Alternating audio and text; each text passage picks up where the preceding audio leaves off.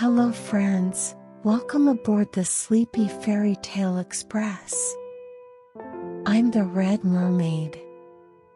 This train is a dream journey to fairy tale land. Have you all got your train tickets? Subscribe and hit the like button to always be able to ride. Close your eyes, prick up your ears, and listen in a comfortable position. Today's story is Cinderella.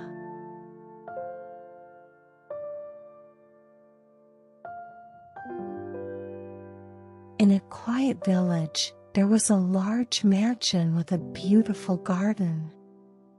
In this house, a wealthy man's wife lay ill in bed.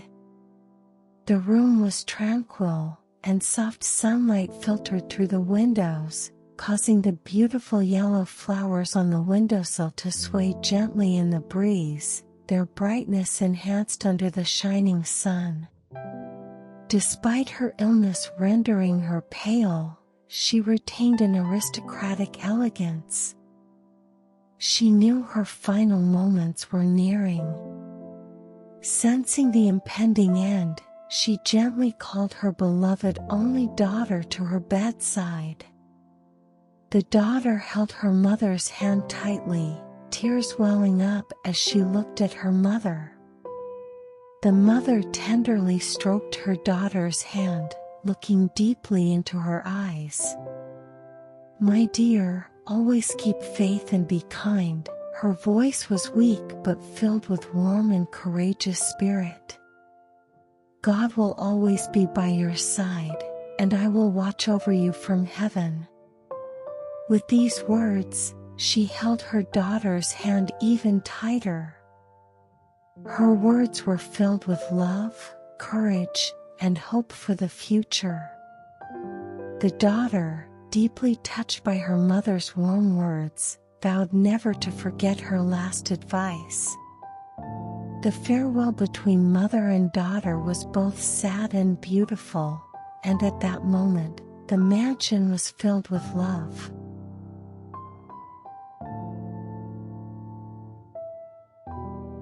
On a cold winter day, the girl, wrapped in a thick scarf, visited her mother's grave. Her steps were heavy, and snow softly settled down wherever she went.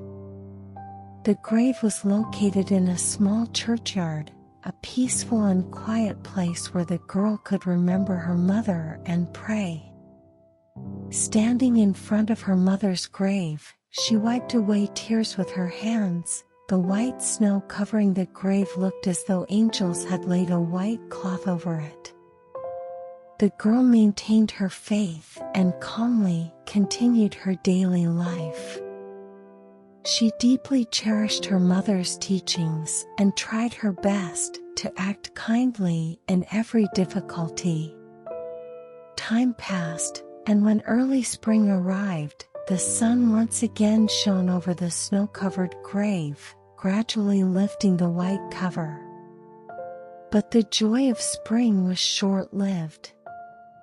The girl's father brought a new change. He married another woman quietly, his voice full of regret when he informed his daughter. The stepmother brought her two daughters, who, although beautiful and elegant, were not kind to the girl. The first meeting with the new family members was not easy for the girl, and that night at home, she shed as many tears as she had in front of her mother's grave. Sitting in a corner of her room, she overheard her stepmother and stepsisters talking, pondering how she would adapt and maintain her faith in the future. Slowly, a new chapter of her life began to unfold.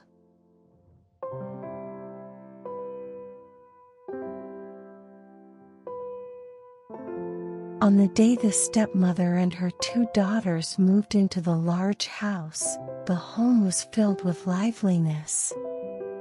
However, behind that liveliness was a hidden malice.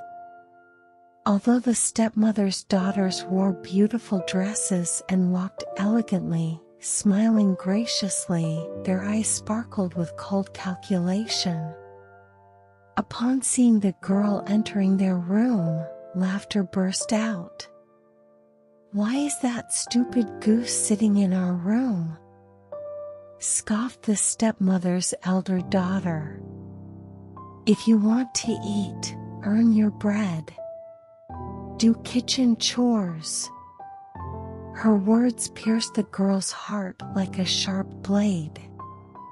They harshly snatched the soft clothes off the girl's shoulders and threw her a worn, ash-gray dress and wooden clogs. "Look at this proud princess, all dressed up," they mocked her.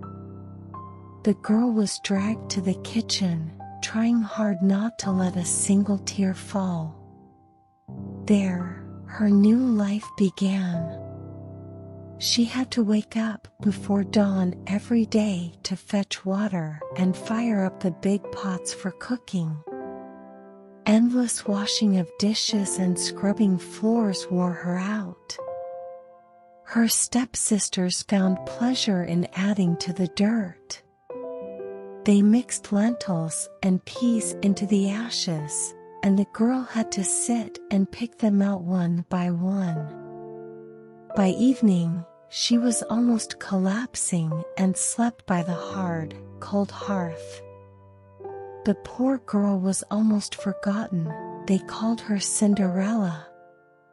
Despite these difficult times, the girl remembered her mother's last words and tried not to lose faith. She deeply believed that someday, all this pain would end, and she endured each day with hope.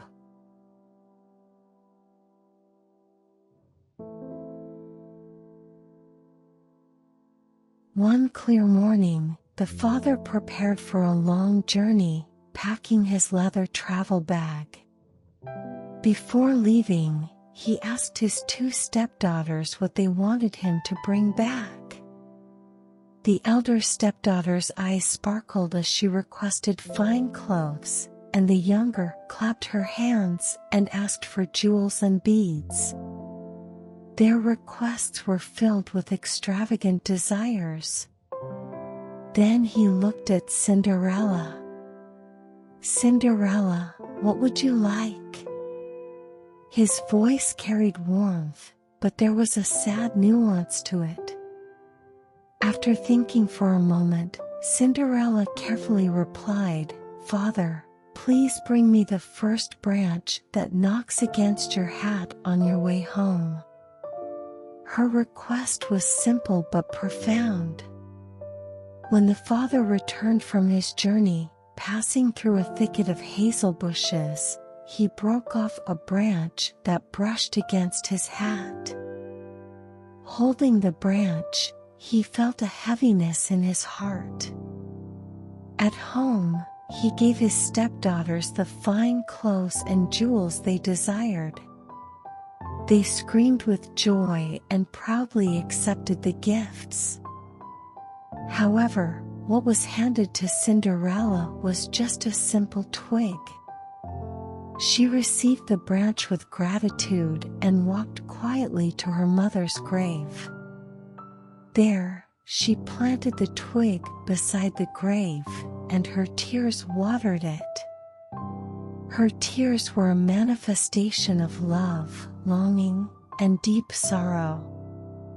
As time passed, the branch grew into a robust tree. Cinderella visited the tree daily, praying and crying. Responding to her prayers, a white bird perched on the tree granted her wishes by dropping things she desired from the tree. Each item felt like a small miracle to her. The tree became a source of comfort and hope for Cinderella, allowing her to continue feeling her mother's love.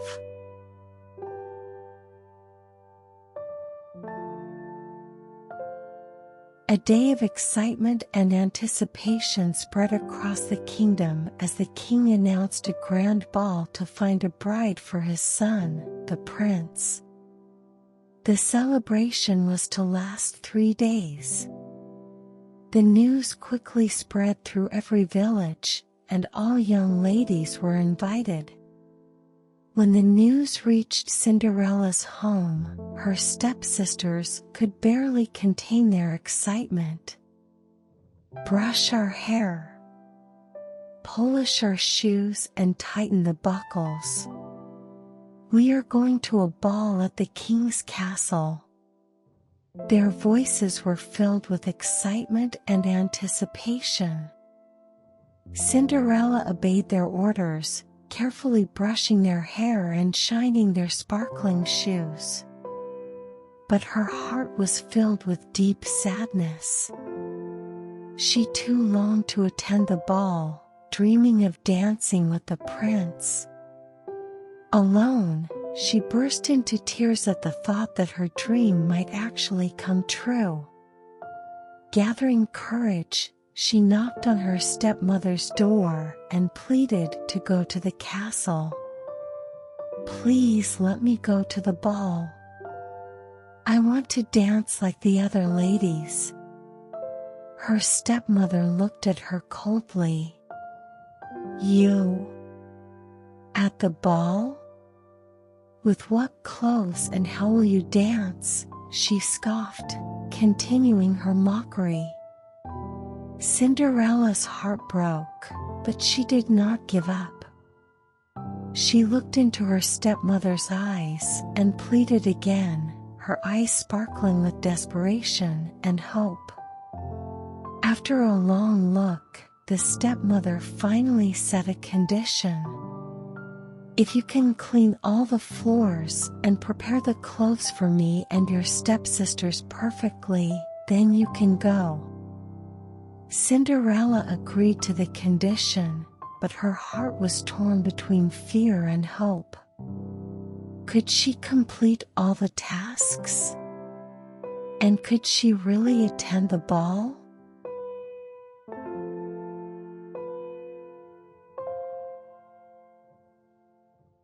Reluctantly agreeing to Cinderella's heartfelt request, the stepmother presented her with a nearly impossible condition.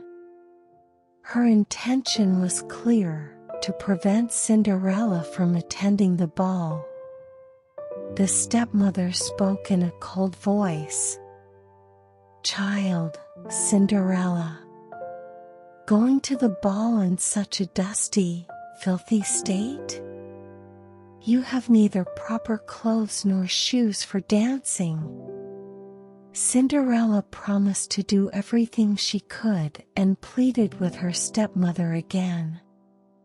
Desperation shone in her eyes. Feeling her desperation, the stepmother sighed and smirked. "All right, I want you to prove that you can go to the ball. I will give you a test. If you pass this test, you may attend." The stepmother went out to the large yard and scattered lentils in the thick ashes. Then she presented Cinderella with a challenge. "Pick all the lentils from the ashes.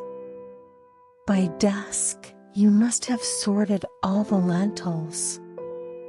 If even one is missing, you cannot go to the ball. And don't touch anything else until this task is completed." Cinderella sat in the yard with a heavy heart, beginning to sift through the ashes to pick out each lentil. The sun slowly set, and her hands were covered with ash and dust. Behind her, the stepmother and stepsisters watched and laughed at her plight. But Cinderella did not give up. She remembered the small miracles brought by the tree that grew from her mother's grave and kept a glimmer of hope alive in her heart. Could she sort all the lentils before dark, or would she fail the cruel test imposed by her stepmother? It was a moment of testing her faith and perseverance.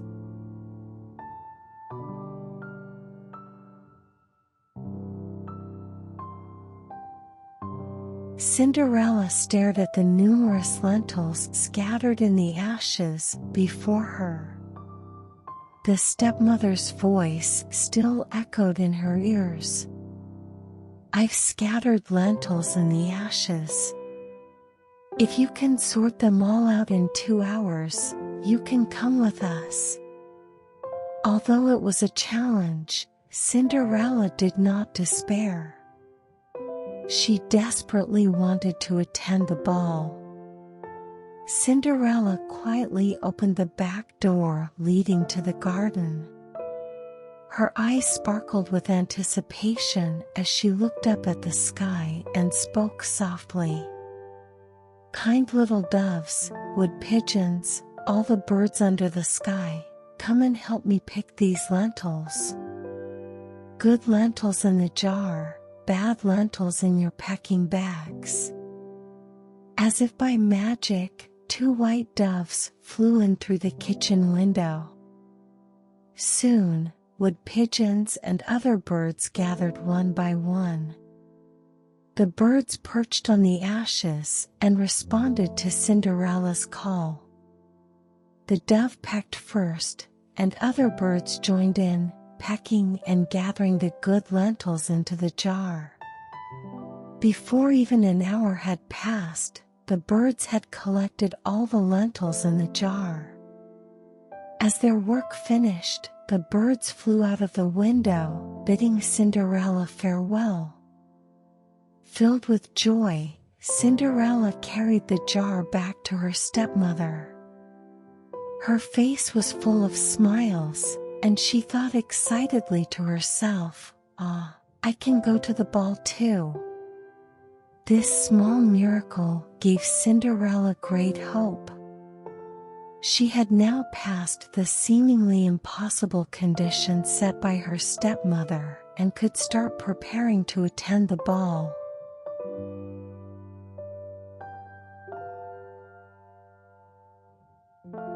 As Cinderella successfully completed the first daunting challenge with the help of the birds, the stepmother watched in disbelief. However, her resolve to prevent Cinderella from attending the ball only strengthened. She scoffed and said, "No, Cinderella. You can't dance without proper clothes. Everyone will laugh at you." Her words brought tears to Cinderella's eyes, but before she could cry, the stepmother presented another cunning challenge. "If you can gather 2 jars full of lentils from the ashes within an hour, you may go." The stepmother secretly thought this condition was much harder and the time too short. She silently rejoiced, thinking, "She won't be able to do it."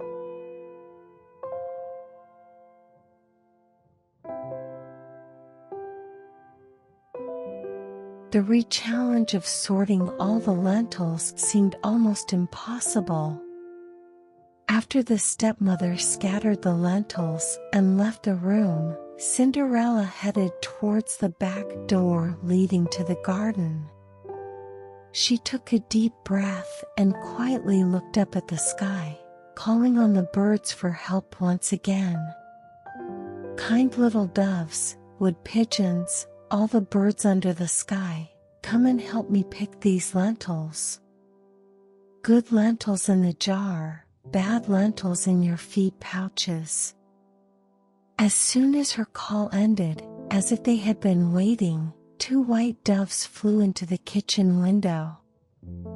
Following them, wood pigeons and various other birds descended from the sky and perched on the ashes.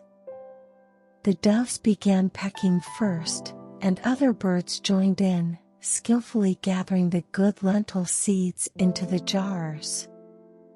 This task took surprisingly little time, only half an hour. The birds moved quickly and accurately, as if they too had been invited to their own ball. With the help of the birds, Cinderella once again overcame the difficult conditions set by her stepmother. After the birds flew out of the window, Cinderella, with 2 jars full of lentils, went joyfully to her stepmother. Her face was filled with confidence and hope that she could attend the ball. "Ah, I can go to the ball too."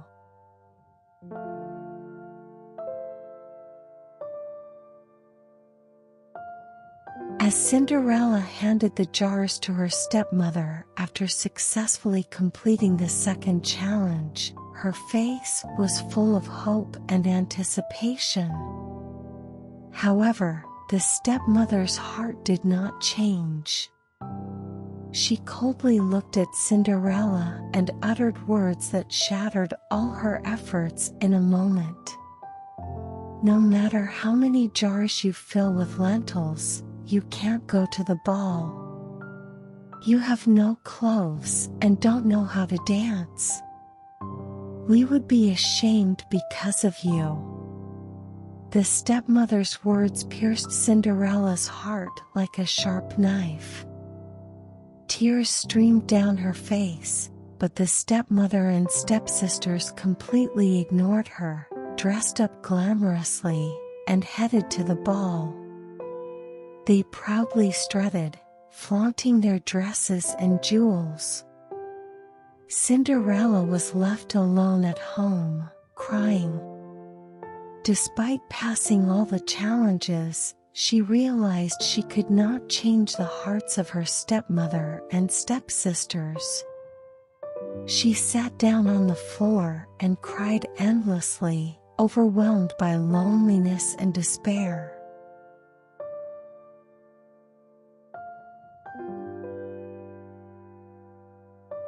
When Cinderella was left completely alone at home by her stepmother and stepsisters, she quietly walked to her mother's grave under the hazel tree.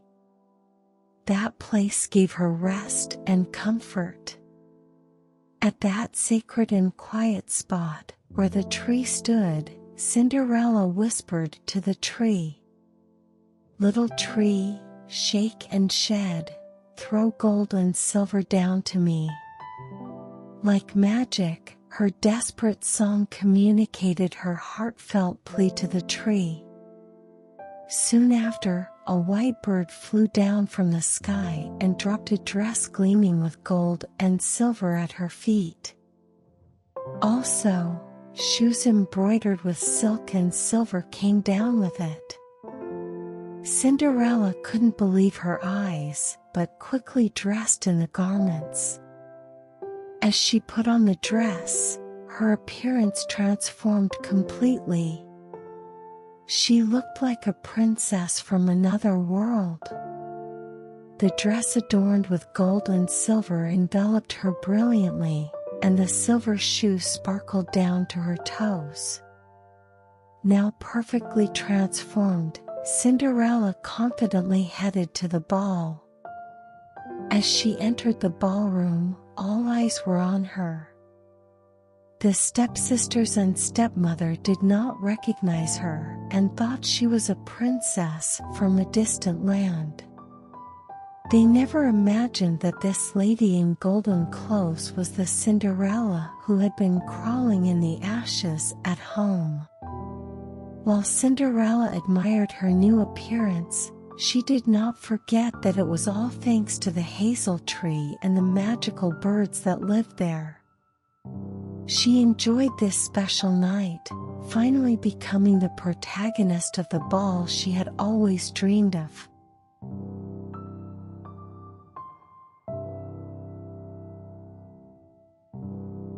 As Cinderella entered the ballroom, seemingly enraptured, the prince was immediately captivated by her dazzling appearance. The music filled the air, and under the chandeliers shining in the night sky, the prince approached Cinderella and quietly took her hand. At that moment, a magical connection formed between them, and the prince asked her for the first dance.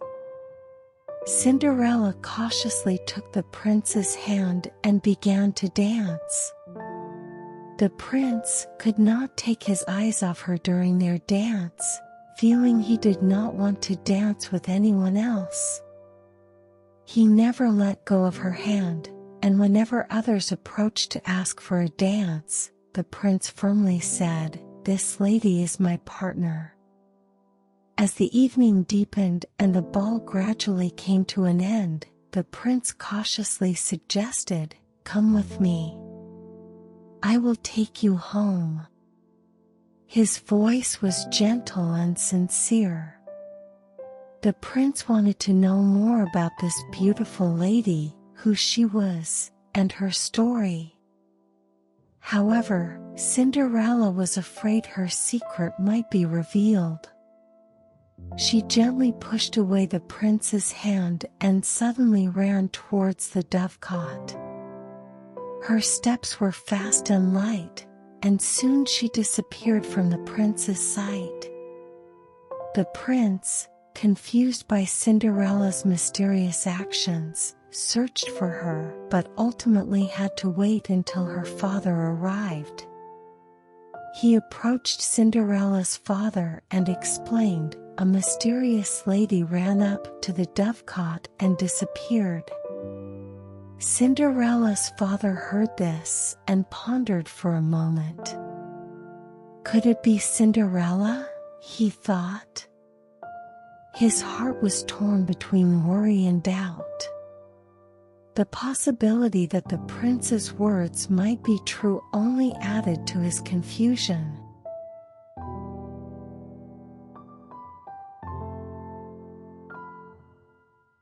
Late in the evening, under a darkening sky, the quiet dovecot in the small village was enveloped in stillness. Village servants, following Cinderella's father's orders, heavily walked with axes and hoes, ready to tear apart the dovecot where she might be hiding. As they gripped their tools with sweaty hands and opened the door of the dovecot, it was empty inside, with only dust swirling sadly around.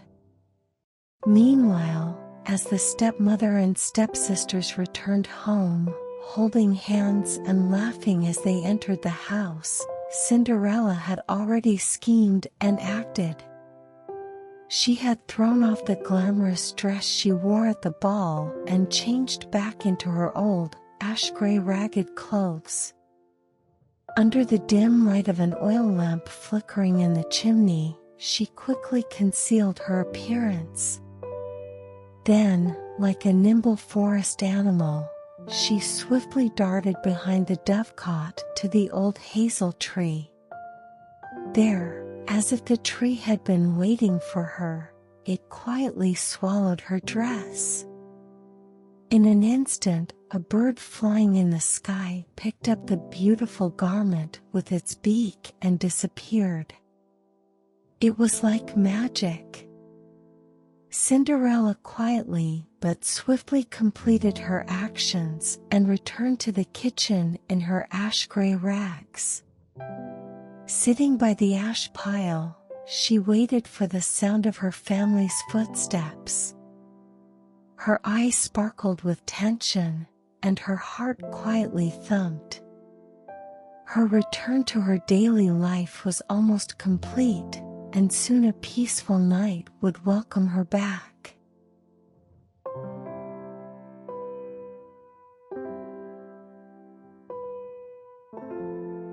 The next day, as dawn broke, the village once again faced a big day.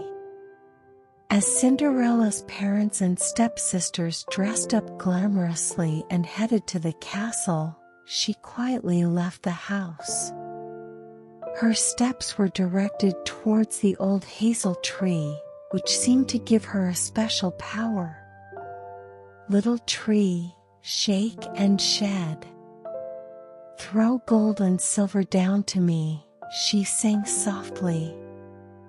As if they had been waiting, the wind brushed against the tree, and its branches gently swayed. At that moment, a shining bird flew from the sky, dropping a dress even more magnificent than the one from the previous day in front of her.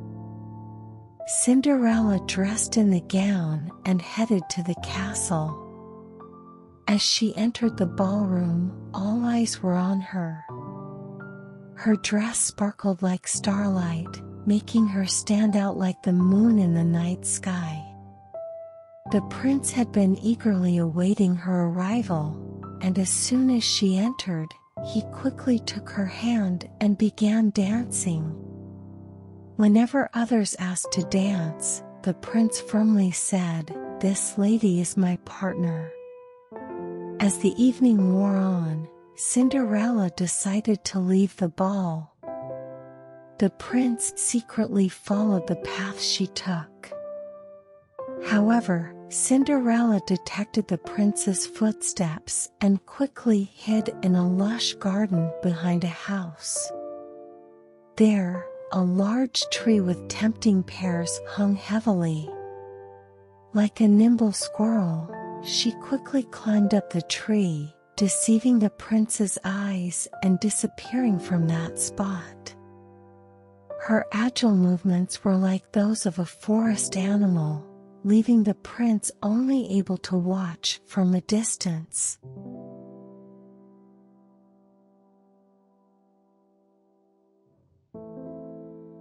As the darkness of night deepened, only the mysterious moonlight illuminated the prince's face.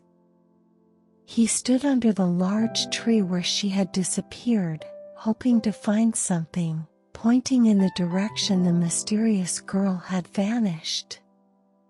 "I lost the mysterious lady. I think she ran up into the pear tree and disappeared." His anxiety and curiosity persisted until her father arrived. The father heard the prince's words and harbored doubts. Could it be Cinderella? This question seized him strongly, and he immediately ordered an axe to be brought. They decided to split the tree, but there was no one in the tree. Even among its deep branches and wide leaves, no trace of her was found. Meanwhile, Cinderella had already returned home. She quietly jumped down from the other side of the tree and handed back the glamorous clothes to the bird waiting in the hazel tree. The bird gently took the clothes with its beak and disappeared somewhere. Cinderella then quickly changed back into her old, comfortable, ash-gray rags. This gray attire was like a shield for her, returning her to her ordinary life as a simple girl. When her family returned home, she was sitting in the kitchen as usual, surrounded by ashes. Her face and hands were once again covered with ash and dust, as if her attendance at the midnight fantasy ball had been just a dream. Her secret was safely kept, and the prince thought she was just a mysterious girl from a midnight fantasy.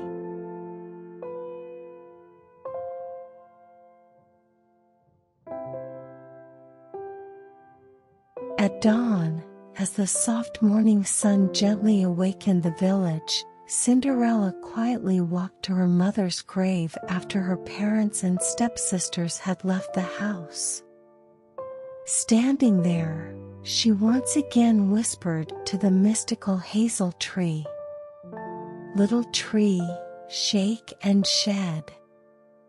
Throw gold and silver down to me." As if it had been waiting, the tree trembled softly in response, and a shining bird appeared from the sky, placing a gown more splendid and radiant than any before at her feet. This dress was dazzlingly beautiful, and the shoes, forged from pure gold, fit her perfectly. As she entered the ballroom in this magnificent attire, all eyes were drawn to her. Her presence alone hushed the entire hall, and the prince searched only for her. He began dancing with her, and whenever others asked to dance, the prince firmly replied, "This lady is my partner." As the evening deepened, Cinderella decided to leave the ball. She rushed out of the ballroom towards the stairs. The prince had earlier coated the staircase with sticky pitch, and as she ran down, one of her left shoes remained stuck and was left behind. The prince picked up the small, exquisite golden shoe, treasuring it as a precious trace of her. The next day, the prince took the shoe to Cinderella's father. He confirmed Cinderella's return and was determined to find the shoe's rightful owner. The stepmother watched everything with a suspicious eye, uneasy about the possibility that the girl in such enchanting attire might belong to her household. She closely monitored Cinderella, quietly waiting for any secrets to be revealed.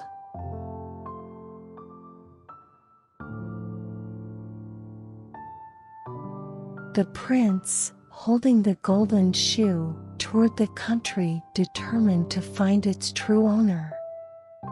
He proclaimed, "I will not take anyone as my bride other than the owner of this golden shoe."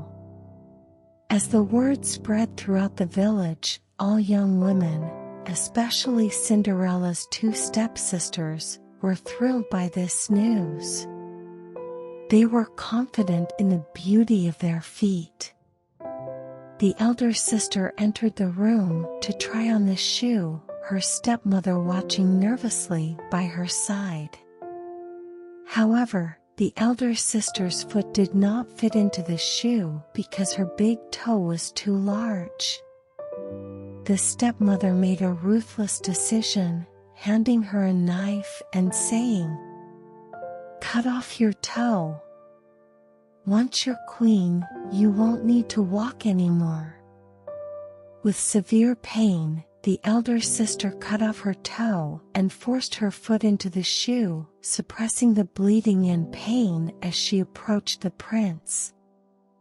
However, her face paled from the agony as she walked, and blood dripped from her foot. The prince, seeing her and initially thinking the shoe fit, soon noticed her painful expression and limping. He carefully examined her foot and, seeing the blood flowing from the shoe, realized she was not the true owner. The elder sister cried in disappointment in front of the prince, who then set out again to find the shoe's real owner.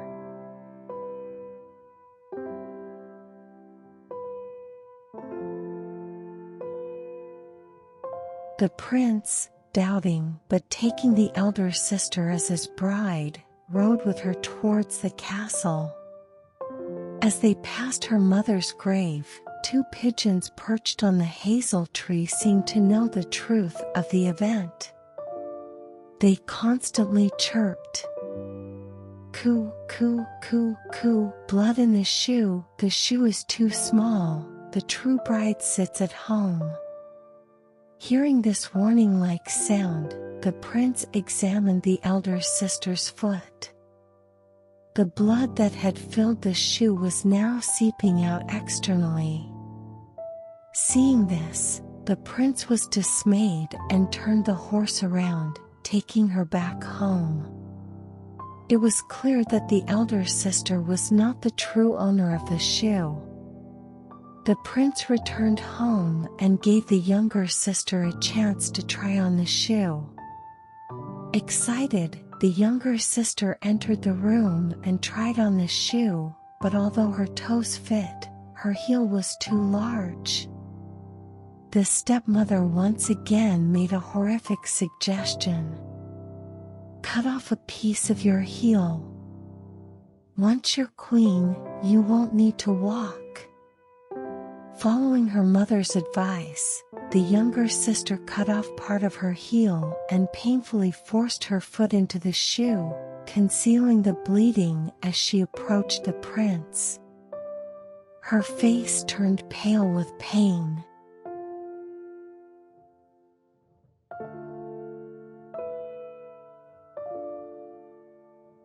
The prince, believing he had found his bride, took the younger sister on horseback towards the castle. They passed through the quiet forest, near the hazel tree where two pigeons sat, watching their procession, and again shouted, "Coo, coo, coo, coo, blood in the shoe is too small, the true bride sits at home." Despite these warning sounds, the prince continued forward. But soon, his suspicions were confirmed. Seeing blood overflowing from the shoe and witnessing her painful demeanor, he realized she too was not the true owner. The blood had stained her white stockings red, and the prince's heart grew heavy. The prince eventually turned the horse around and took the younger sister back home. Upon arrival, he carefully helped her down from the horse and removed the shoe from her foot.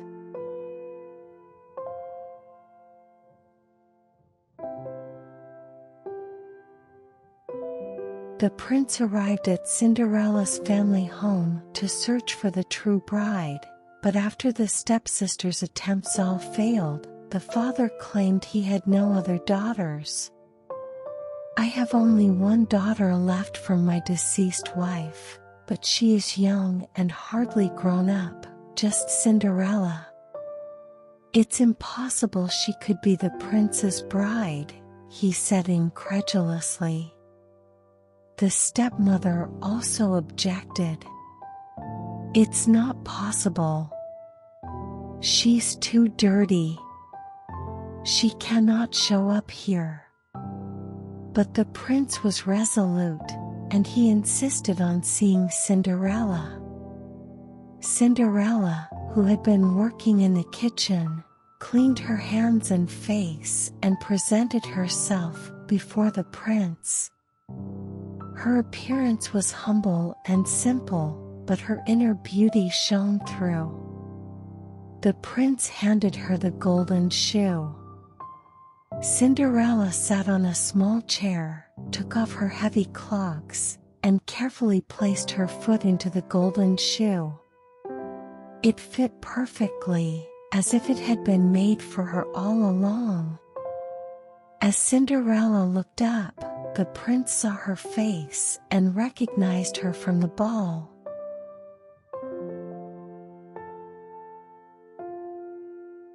Seeing the golden shoe fit Cinderella perfectly, the prince exclaimed with joy, "Ah, she is indeed my bride." His voice declared her the true bride to everyone present. The stepmother and stepsisters turned pale with shock and rage as their schemes and lies were exposed. They could only hide their confusion and fear. The prince stood by Cinderella, helped her onto the horse, and as they passed the hazel tree, the two white pigeons perched above sang once more, "Coo, coo, coo, coo, no blood in the shoe isn't too small, the true bride the prince takes away." This song washed away all doubts and left only the truth. The prince and Cinderella shared joyful laughter, listening to the sound attentively. The pigeons blessed them, flying down to perch quietly on Cinderella's shoulders, one on the right, the other on the left. These two birds symbolized her purity and innocence, following the bride and groom.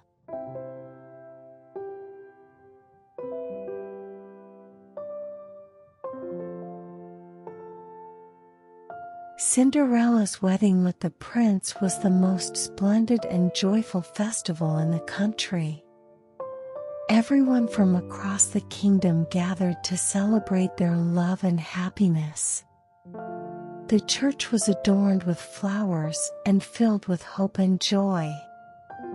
Cinderella, dressed in a stunning wedding gown, walked alongside the prince, leaving her painful past behind and embracing a new beginning. However, this day was also when Cinderella's stepsisters faced the consequences of their past actions. At the wedding, they were shunned, and their malicious deeds were exposed to all. The stepsisters tried to ingratiate themselves and seek forgiveness on the bride's joyful day, but their selfish and cruel past made it impossible for anyone to forgive them. As the bride and groom walked to the church, the elder sister on the bride's right and the younger on her left, 2 pigeons from the grave's hazel tree flew down and pecked at each sister's eyes as a divine punishment for their lies and wickedness, restoring cosmic order. After the ceremony, as the bride and groom left the church, the pigeons appeared again and pecked out the remaining eyes of each sister. The stepsisters, due to their wickedness and deceit, were condemned to live in blindness for the rest of their lives.